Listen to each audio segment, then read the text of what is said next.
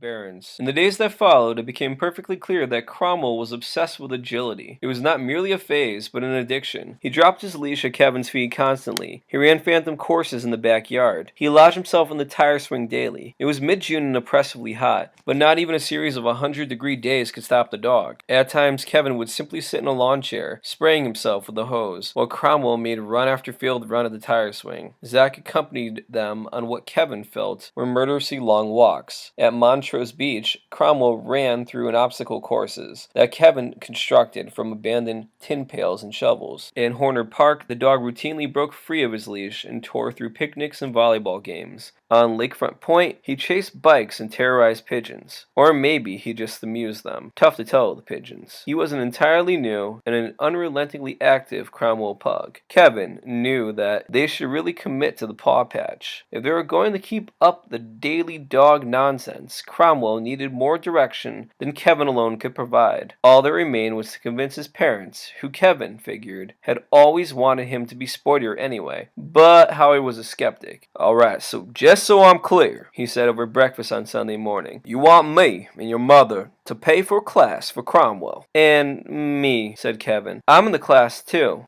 Sorry. And you, acknowledged his dad. We'll pay for a class with Cromwell and you get trained. But it's not sit, stay, fetch, rollover training or clean your room training. It's jump through a hoop and leap over tiny fences training. Howie, chewing, stared at his son across a plate of waffles. Each square on each waffle was filled with an equal volume of syrup. Yep, Kevin said. Cromwell's not going to start fetching things, though, Howie continued, a waffle fleck flying of his mouth. This is like dog show training. No, Kevin cleared his throat. No, we won't be competing or anything, but it would make Cromwell happier. He's been depressed, Howie asked before putting a perfect square bite into his mouth. Cromwell was sniffing the floor for breakfast droppings, wagging his tail and occasionally pouncing on a speck of something. Well, no, not depressed, but he hasn't really moved for the last few years. Now he's like a brand new dog. Kevin could sense that his argument was getting thinner, and without a single class. Howie spoke and chewed simultaneously. Why can't you two just keep up the walks? Let the dog keep whacking himself in the head with a tire in the backyard or whatever. Kevin folded his arms across his Cubs jersey. If Izzy wants to sign up for soccer in Malaysia, it's no problem. We'll all get vaccinated against 6 diseases and book a flight. I want to sign up for dog training in Wrigleyville, and you're like, no way.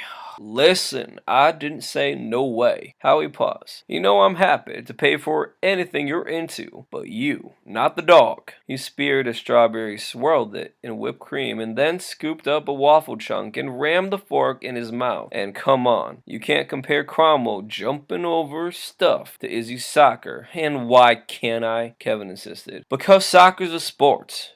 Not particularly an American sport, I'll grant you. It doesn't involve much scoring or violence. Kevin's dad continued. But there is some scoring and there is some fake violence. More importantly, it has a ball. Kevin's eyes widened. What? Soccer is played with a ball, Kev, Howie explained. All sports involve balls. They can be kicked or thrown. Doesn't matter. Kevin stared at his dad for a moment, dumbfounded. So, he said at last, surfing is not a sport? Negatory, Kev. Exhibition, Howie declared. How about fencing or bull riding or ice skating? Nope, and heck no. Ice skating? Come on, Kev. You're gonna make me ill all over. Kevin's dad made wet smacking sounds as he chewed. Well, what about hockey? Kevin asked. That is a puck. Pucks are like the metric equivalent of balls, so yeah, that's a sport. How about bingo? That involves balls. Howie lifted his head from his plate and spoke deliberately as though explaining a fine point of law. Well, all sports involve balls, he said. Not all things involving balls are sports, like juggling and pinball and so forth. That's an important distinction. Kevin pressed on, unsure of why he was prolonging his argument. So what about fishing? That's on ESPN all the time. If one of the two sides doesn't know it's playing, said Howie, then it's not a sport. And the fishers don't know what's up, so no, not a sport. More chewing. Kevin stared at his father's ruddy face. So that's it, he finally said. No interest.